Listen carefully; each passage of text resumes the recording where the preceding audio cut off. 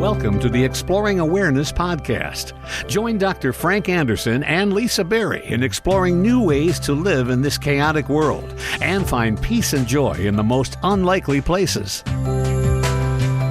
Hi, and welcome to the Exploring Awareness podcast. I'm Lisa Berry here with Dr. Frank Anderson. Still recording via Zoom. The pandemic it's fading out now, right? That's what we're saying. Lisa, we're on episode 51 already. We're on the other side of 50, and we've been through pre-pandemic, pandemic, and post-pandemic, and now post-pandemic. I don't know. I spoke to an expert this week, and he said pandemics don't end. There's no dualistic way. It doesn't work dualistically. There's not a beginning and an end. They fade out gradually. So we're in the fading out period right now. Can you imagine that? We're in the fading out of this pandemic. That's in the United States, where we're broadcasting from. Other countries, and we know that we are listened to around the world, not so lucky so far. But, we've powered through, and we've had some great conversations. And I know I'm learning, and hopefully you listening are learning a lot about awareness through these conversations. So we've learned a lot, right? We have, but I was going to say, this brings up an issue that in India, where the pandemic is just raging, and the inequities, in health access are so rampant there. And there is an app there that our podcast is on in India. And so welcoming all of our listeners in India. And we have quite a few episodes on coronavirus, and dealing with fear of the coronavirus and dealing with problems with the coronavirus. And I would encourage everyone to go back and listen to those and see if it might be helpful. Right. Yes, we're on the Ghana podcast app in India. Wow. And for all of our Indian listeners, we would like to send our best wishes. Yes. And really hope that things can settle down there, that somehow the world can work on erasing global health inequities. That's been one of my professional activities, in my career. And I was really concerned about global health inequities. So it brings it really out into the fore. And we are fortunate in the U.S. that we are, seeing the end of the pandemic. What we were going to talk about today is kind of practice and reestablishing ourselves in practice. We've had a couple of episodes recently, right? We talked about the joy of being, and we talked about unity. Yes. And how did those episodes land with you, Lisa? I loved them. I'm all about joy and unity. I think unity was pretty intense because we discussed how we are all really one. You shared the information on it, and I definitely heard it and agreed with it. I think it's a concept that might be difficult for a lot of people. It's not difficult to do, but it might be difficult to accept or understand, or really put into practice. So, all these things we've talked about, how do we put them into practice? I think you could help us along those lines. Yeah, right. Because so much of this material can seem esoteric, unapproachable. Yes. Right. And, I love all the spiritual teachers out there on Twitter and but so you read these little memes and things, and they sound good. You've been reading these your whole life, as I have as well. Right. And we're talking about the nitty gritty. How do you actually put it into practice? And I've had some great feedback from people that listen to this podcast, and they listen to it on a regular basis, and they're kind of get the idea of just doing something on a daily basis. But I'd like to take it out a little further, and then not just you just have to do something. It's not just about adding another chore to your life. It really is developing a resilience, connecting to your strength so that you can make it through a pandemic, or you can make it through a career change, or make it through a relationship change, or whatever is happening. Where is your resilience? Your strength to carry this through?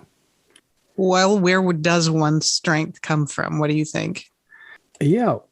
Lisa, where do you think someone's strength comes from. That's something I'm working on personally. That's why I'm kind of laughing that you even brought that up right now, because it's not easy. It's there. I really do think it's there. So I think, is it something you become aware of, that, hey, you're aware of the joy and the love and the unity that's already there.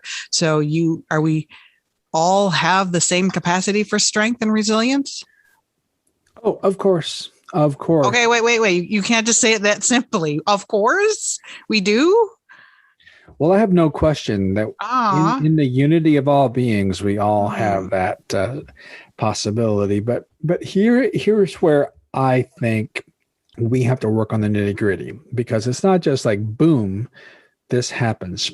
And one of the teachers that I really learned a lot from, and we've mentioned this before, his name is Adyashanti, and that's his spiritual name. And when people study spiritual things, that they are given names. I don't exactly know what Adyashanti means, but he also has a regular, Western name as well. Mm-hmm. But he goes by that name. And Adyashanti put together a really cool stripped down version of some spiritual teachings called The Way of Liberation.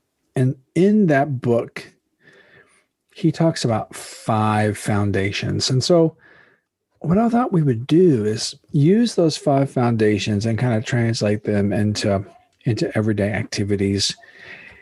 And maybe this will help answer your question about strength. Okay, so I think we need to start with, what do you mean by liberation? Yeah, well, can I read the little paragraph at the beginning? Sure, yeah, please do. So here's the preface from the book. He says, this book is a clue left behind, a means of remembrance, and a guide to waking up from your imagined status as a person to what you really are.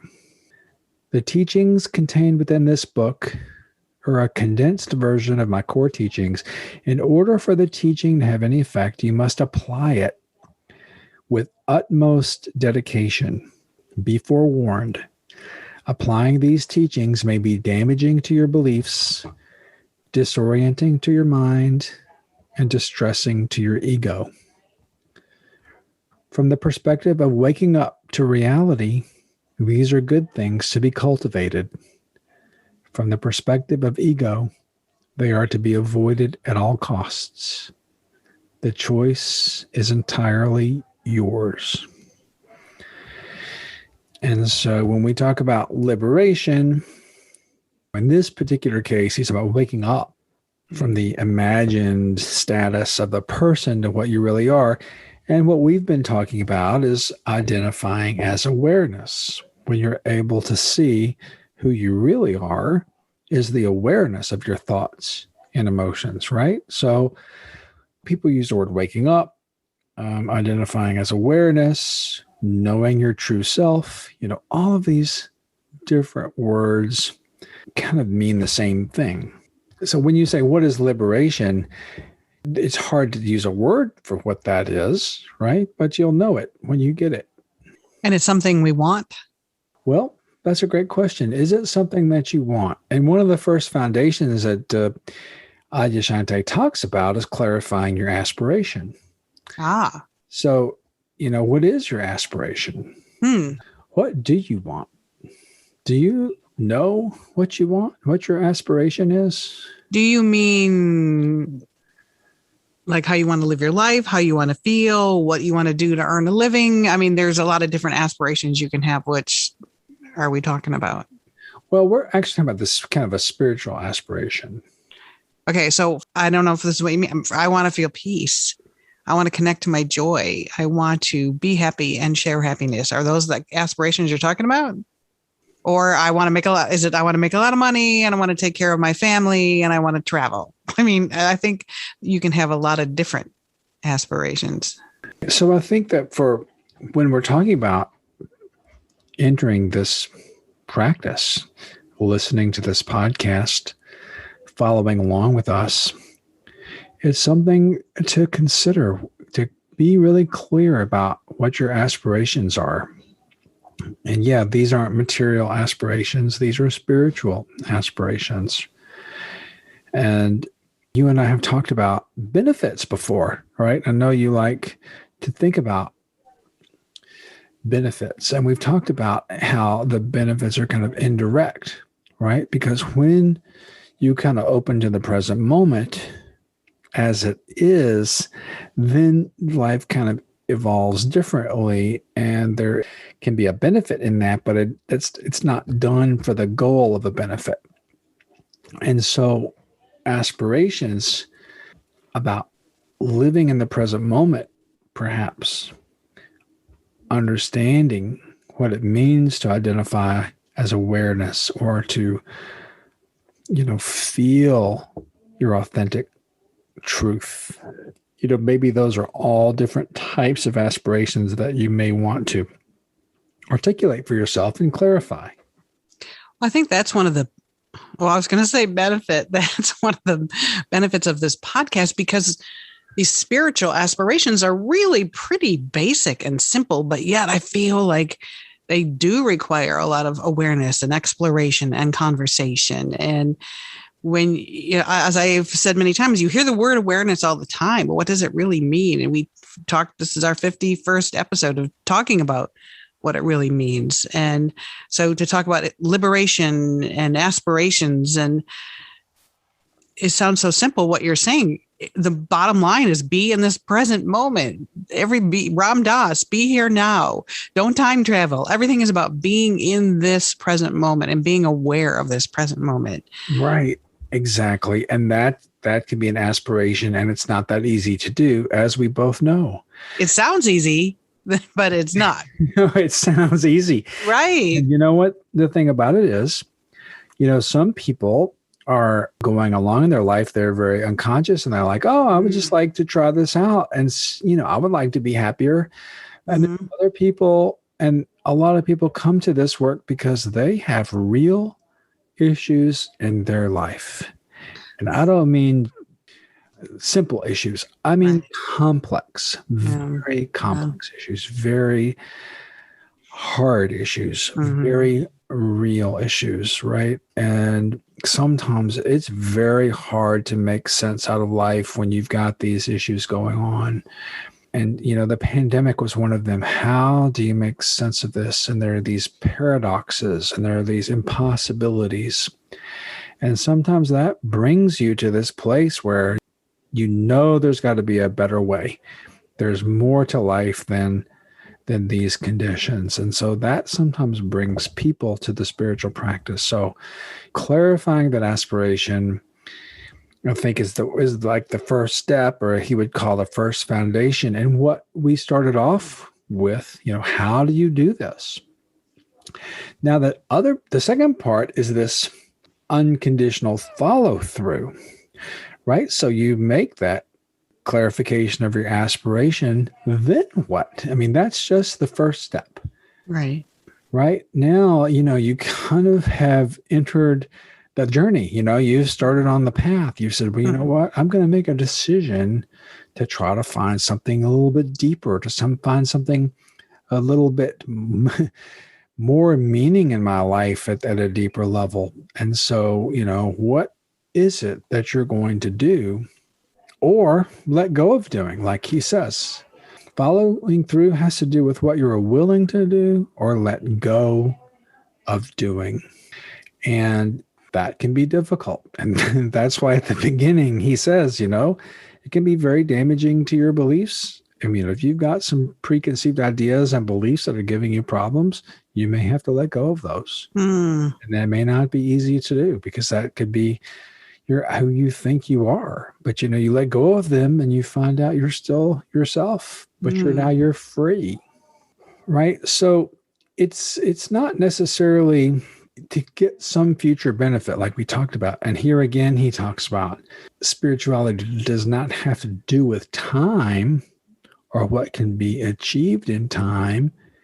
It has to do only and always with the eternal present. Not right, you're losing me. The eternal present. So, it's eternal presence. Eternal present. What does that mean? Well, each moment as it is, and then, they accumulate, but you're staying in the present moment, and it's kind of the eternal present moment as opposed to the time traveling like we talked about before. So it's really like, you're not saying that this practice is supposed to gain you something in the future. It's just supposed to keep you in the present moment forever. Okay, please say that again, because I think that goes along with my benefits thing. And I think that's really important, what you just said. Right. So the goal of spiritual practice is not something to achieve in the future, but it's to keep you in the present moment as much as possible. And thus, I think of you talking about present moment awareness. Yes. Present moment awareness. That's a great example of that. Right. And present moment awareness is the only thing that's really true. And so simple yet so deep, I think. Right. You have to feel into it, and you can't be pulled out by your thoughts and emotions. I mean, you can be, but you become aware of it, and then you're back in present moment awareness, right? So you're compassionate with yourself. You flip flop and you do all these things, and you go back to the present moment. You just settle back there. You do it over and over and over again. And I think that's what he means by unconditional follow through, so that you don't of course you're going to get discouraged, and of course you're going to get pulled way off track, but you've already set your intention, and now you're doing unconditional follow through. So it's like, okay, come back to the present moment. Join us back here in the present moment. I like that. Now I get it. Unconditional follow through. Yeah. You just keep coming back to the present moment. Just keep doing it, because now, you've clarified your aspirations, and you're on the path. You're on the path. I'm on the path. We're all on this path to this authenticity, this truth, this quest for peace that we can find in the present moment, but we're going to have to all keep working on it. Present moment awareness, exploring awareness, identifying as awareness, et cetera, et cetera. I always like when people use the term like radical before something. So I almost feel like unconditional awareness is like radical awareness. Yeah, yeah, it is radical. It's very different than what is normal life. To me, radical means very intentional. Like, it's like one of my favorite things. I interviewed Anne Lamott once, the writer, and she talked about radical self-care. And I think when you put radical in front of it, it sounds more intense. I don't know. It's like I'm just gonna have self-compassion, but I'm a radical self-compassion. Yeah. Well, it's kind of like a strong intention, right? Yes. Right. Setting that intention very, very strongly. Yeah. Now, the next foundation is one that I really like. I mean, I think it's really helpful, and helpful for our listeners as well. It says, never abdicate your authority. And that is a great lesson to learn. Such a great lesson to learn. It is. The word abdicate. Do you remember when the Pope abdicated? That's you don't hear that word very often. But no, right. The Pope kind of resigned, and he abdicated his popeship or whatever. Well, the quote here is, this means that you take full responsibility for your life and never forfeit it over to someone else. He says there's no such thing as riding the coattails of an enlightened being to enlightenment itself. Okay, what? That's an interesting way to put it. Yeah, well, sometimes this spiritual work that we're doing, and you get someone who's farther down the path than others, they can create a cult-like following. There can be some fundamentalism. There can be kind of magical thinking. There can be really high expectations. There can be all kinds of things that happen. And having a good teacher is really, really important. But, we are all equal in this. And did you ever see the movie Kumare? No, you've talked about it, though. I've yet to see it. Did we talk about it on the episode before? I love that movie. People should watch it. And you can see this is a great example when this guy, and he's like a tech guy, and he's from India. And he plays a little trick on people, and he lets his hair grow out. He puts on robes. He makes up teachings, and people start following him, and they abdicate their authority to him. They ride his coattails. But it turns out he's not a spiritual teacher at all. And for some people, it's very disappointing. And for some people, it's very enlightening. It's like, oh boy, I've totally abdicated my authority to that person, and now I've learned not to. So it's something to be really careful about. And it's my clear understanding that every person has their own ability to discover the truth within themselves. Well, to me, it's kind of like, don't give yourself away. And if you love yourself enough, then don't look to somebody else to make you feel a certain way. Don't give them your power. And I've been having this conversation with a mutual friend of ours about power, because that's not a word that I really like, but there is positive power and positive aggression, I'm told. And you have your own self-will, for most of us in most countries, your own self-will and your own self-power, and don't give it to somebody else. And I again, that's something that to me seems easier said than done. Well, sure, because, people really like to have someone tell them what to believe and tell them what to do. Yeah. And you got to look into that and see where that comes from, why that's still the case. I was raised Catholic, and you have the priest is called father, and you're the child, and that relationship gets maintained. And I think that was really common 200 years ago. And people did look at that parish priest as their father figure. These days, we don't need that same relationship. Well, that was, speaking of fathers, the one lesson that I got from my father was to think for yourself. And he said it all the time. Think for yourself. That has really become pretty useful, because it makes you feel more authentic, and helps you not give your authority away because you're thinking for yourself. Right. Or discovering for yourself. Like, he says here, a spiritual teaching is a finger pointing toward reality, but it isn't reality itself. Right. So, it's like you hear some spiritual teaching, but it's like the words aren't what it is. It's just pointing to something. He says a good spiritual teaching is something that you work with and apply. And in doing so, it works on you, often in a hidden way, and helps reveal to you the truth and falseness that lies within you. So you kind of let these things percolate in you to kind of feel then what the truth is.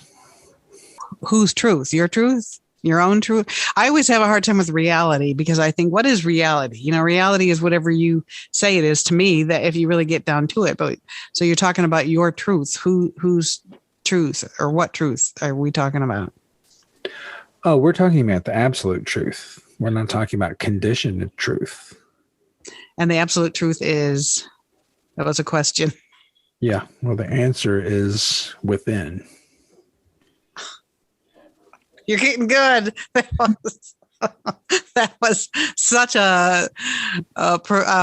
such a great answer. That truth is within. And there's like, okay, now you got us back in our heads again, trying to figure out exactly what we're talking about here. Yeah. So that's why we'll do meditation, right? To feel into it, right? Mm-hmm. And our last episode was on unity, and that connects to this idea of truth. Mm-hmm. Right. So to say there is a truth, as soon as you say it, it's not true anymore. Now, the next foundation is to practice absolute sincerity. I think that's also part of this humble, sincere, being kind to yourself, being kind to others. It's like, drop the judgments, drop the expectations, just genuine, humble. Humility. Yes. Humanity, just Yeah. accepting the things that happen in our life and not applying all these filters and applying these expectations and judgments that we've learned, right? It's just, try to be honest with yourself and honest with others. And this seems like, a sincere practice. It doesn't have to be perfect, right? But just sincere.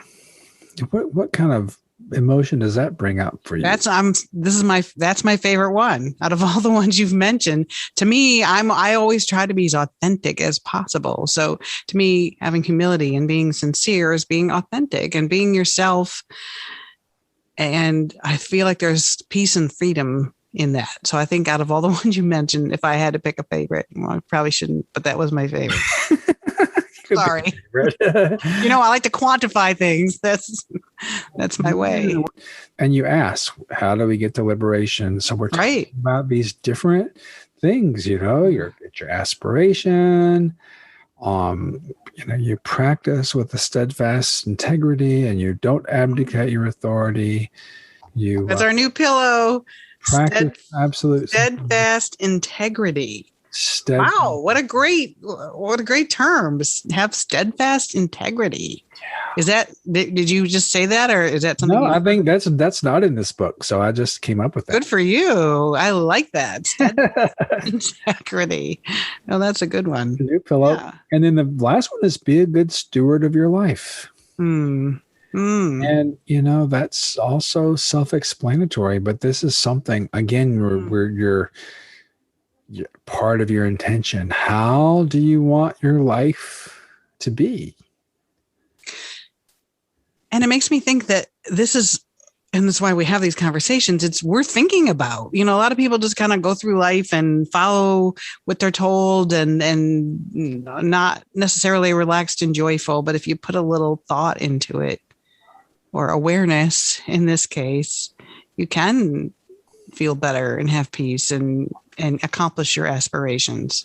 Yes. Like I've said before, kind of doing these practices puts you in a different lane, or you take an exit off the highway and you're going to land in a different place than you would have had you stayed on that other path. I love when you say that.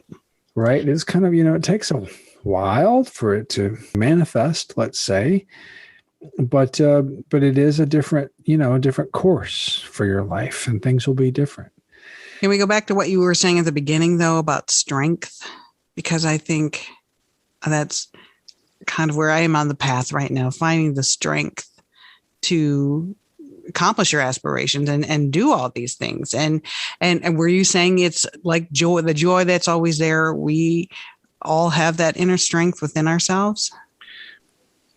Yes, absolutely. And you'll find your inner strength by going through multiple challenges. And you go through these challenges and you'll find the strength, right? Because you keep making it through the challenges. The part of what he says about being a good steward of your life is not using these spiritual practices to avoid any aspect of your life. Really, it's just you have to bring them into consciousness and not kind of avoid them unconsciously. So using this spirituality to really examine all aspects of your life, all of your life, that is your path to finding your strength. And I believe you're doing that. And I know that you've made a ton of progress over the years. And I've been doing that too. And so it's really through these multiple episodes of facing the good and the bad that you start to identify with a part of you that stays the same throughout. You say that a lot, that the only way out is through. And I think what you just said was another way of saying that. But wow, what an amazing, powerful empowering message.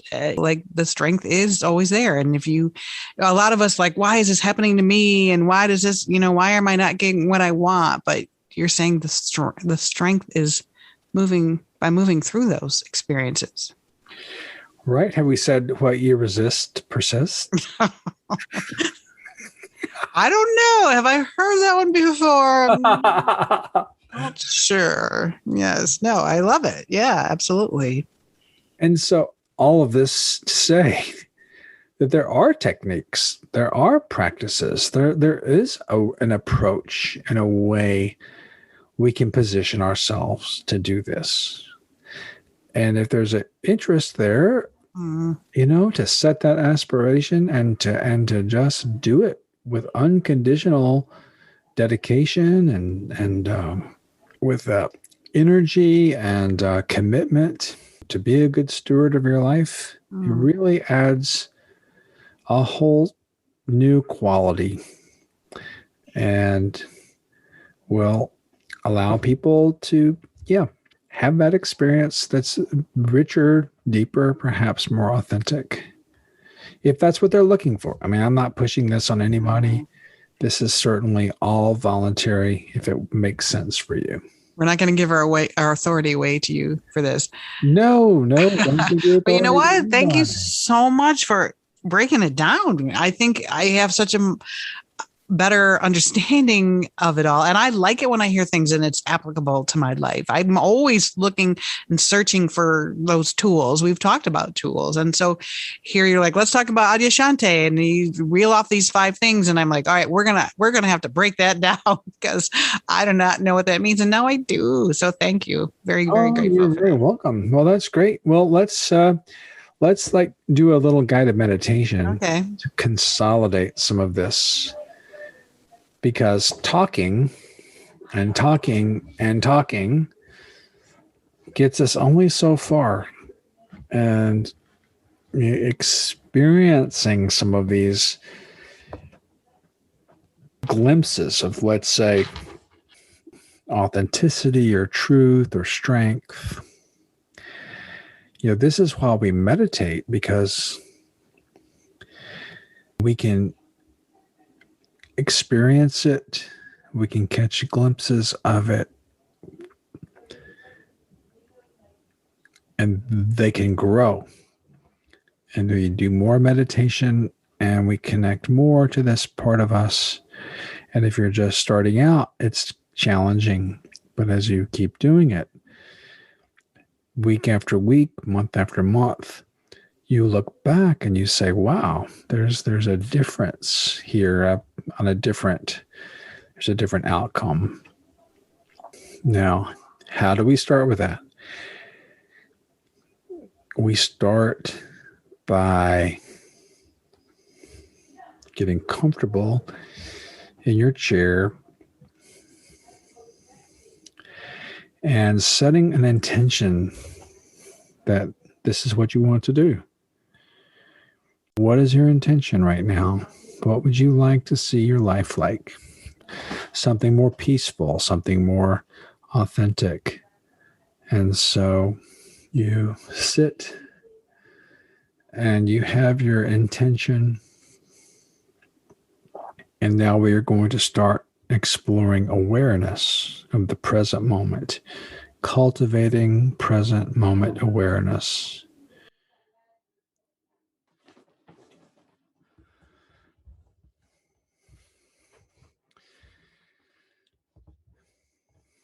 And so we're going to start by exploring how to connect to present moment awareness. And the first thing we do is bring awareness to what's happening right here in the present.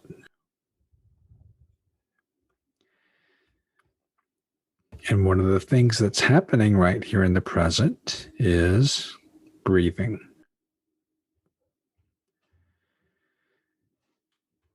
And so we can very easily just become aware of the breath.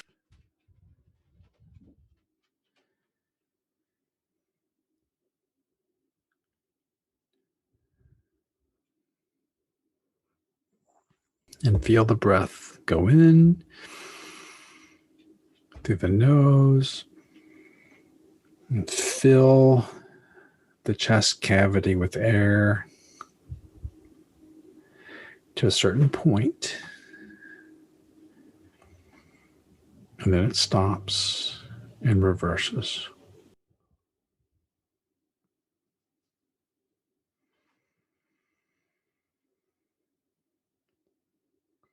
It is so simple, so obvious.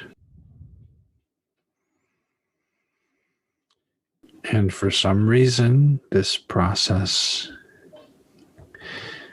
of exploring awareness takes what's happening in the present moment and then adds a perspective of mindful awareness to it. So no longer are you just breathing unconsciously, but you're breathing and knowing that you're breathing. And it's just that little shift can turn breathing and from just a function of your body to a spiritual practice. And your entryway into identifying as awareness, connecting to that, whatever that means.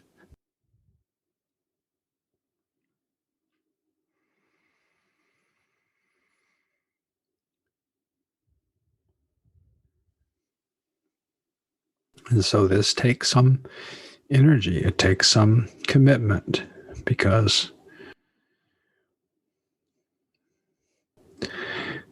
these things, these thoughts come. It's like perhaps the belief that this is not going to help. This isn't doing anything. So there's a doubt. Or you might say, well, I'm not breathing right. I'm controlling my breath.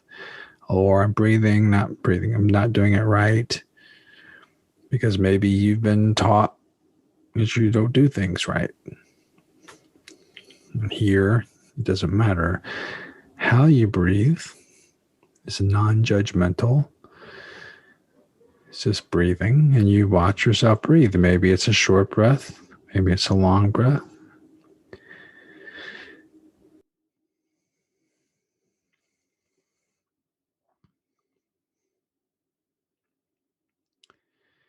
And some people just can't do this, and so just obviously you'll keep breathing, but perhaps the body, you can feel into the body and feel your feet and legs, hips.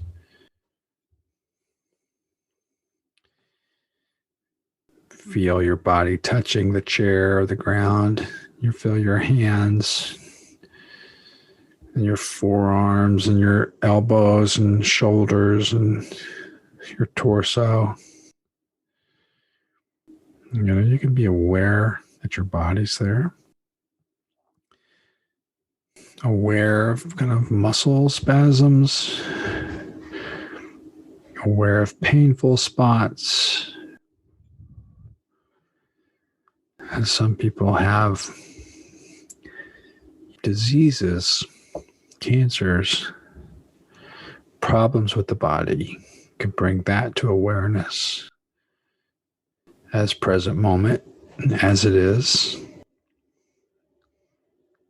Noticing resistance and fear, anything associated with that.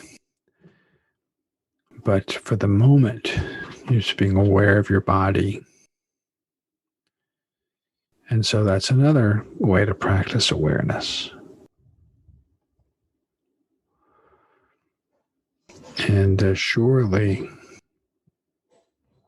your brain has lots of things stored in it, lots of thoughts and ideas and expectations and habits and doubts and judgments and complaints about my voice or whatever. Your brain can come up with lots of things. And now we don't have to believe it all. You can be aware of it, aware of the stream of thoughts and habits, just like you're aware of the breath, right? And so those things start to fall off. So what emerges is the awareness of these things.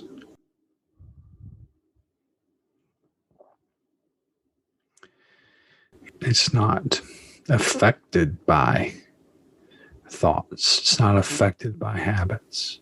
It's like steady, strong, stable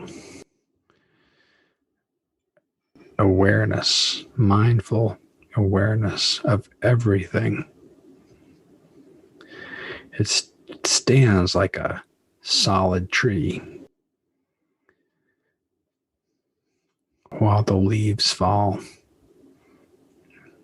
come and go.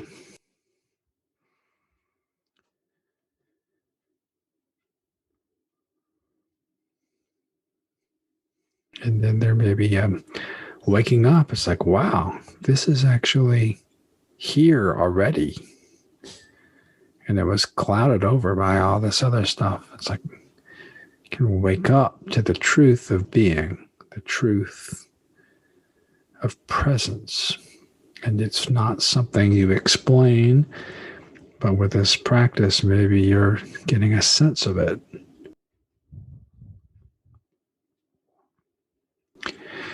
That's the only way. You'll have to experience it for yourself. And if you're just got too many thoughts or too much going on, go back to your breath. Just practice being aware of your breath.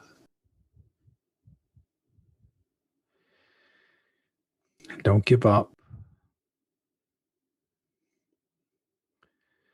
Just keep practicing. Be aware of your breath, aware of your body. Watch your thoughts. Watch your emotions. Rest as awareness.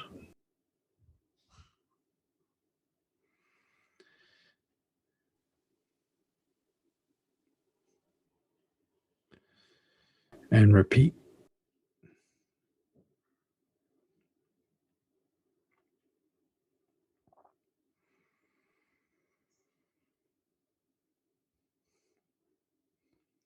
And as that ability to be aware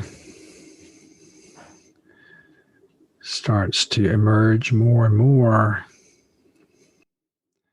that really is embedded with that sense of peace. It's a very loving, joyful, generous place.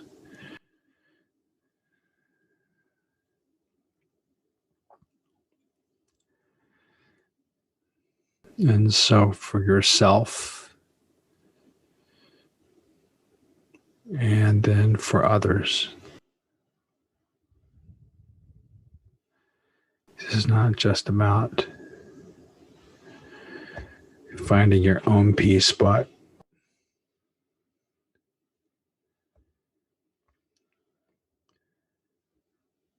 peace that we all can achieve together.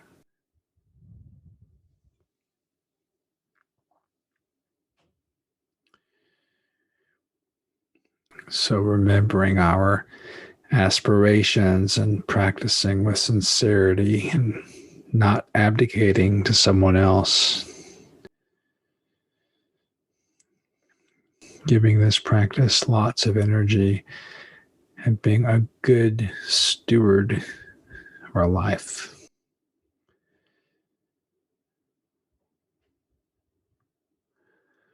These things to keep in mind as we move through the week.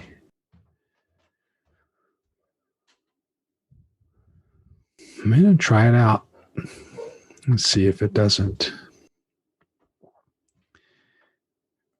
bring peace to yourself and your family.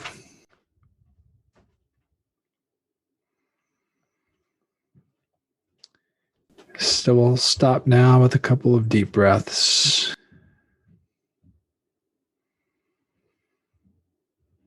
And open your eyes.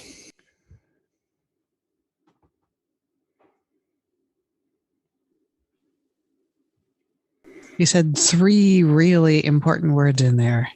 Well, I mean, you said a lot of important words, but 3 really good ones. You said, don't give up. I like that. Because a lot of times when you're trying to meditate and you think, oh, never mind, busy, I can't, your mind starts to run away, or like, I'll give up like halfway through. I was like, no, don't give up. I like that. Thank you. You're welcome. Thanks for picking that up. So you ready, Lisa, for the 5 foundations of the week then? You know what? I am. And to talk about strength and to bring it all home to that was really, for me, and I hope for people listening, really, really useful. So yes, I'm as ready as I can be at this point. I'll keep practicing, right? Keep practicing, and really appreciate all the teachers that give us all this great information in Adyashanti today, and all the people that do this type of work. This isn't one person's ideas, these are universal and timeless ideas. Everyone has a different way of teaching them and sharing them with others. And so our podcast is a way to do that too. So I hope it helps people, and I hope it contributes to making the world a better place. Absolutely. And if you want to reach out to us, you can email us at exploringawareness@gmail.com. We are on Facebook and Instagram and Twitter. You can follow us there as well.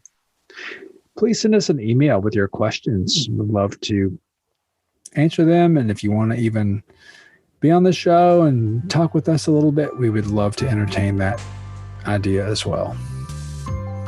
So thank you so much for listening. So long, everybody. Have a great week. This podcast is not an attempt to practice medicine or provide specific medical advice, nor does use of this information establish a physician-patient relationship. Listening to this podcast does not replace medical consultation with a qualified health or medical professional to meet the health and medical needs of you or others. If you are having problems, please see your primary care provider or your local mental health professional.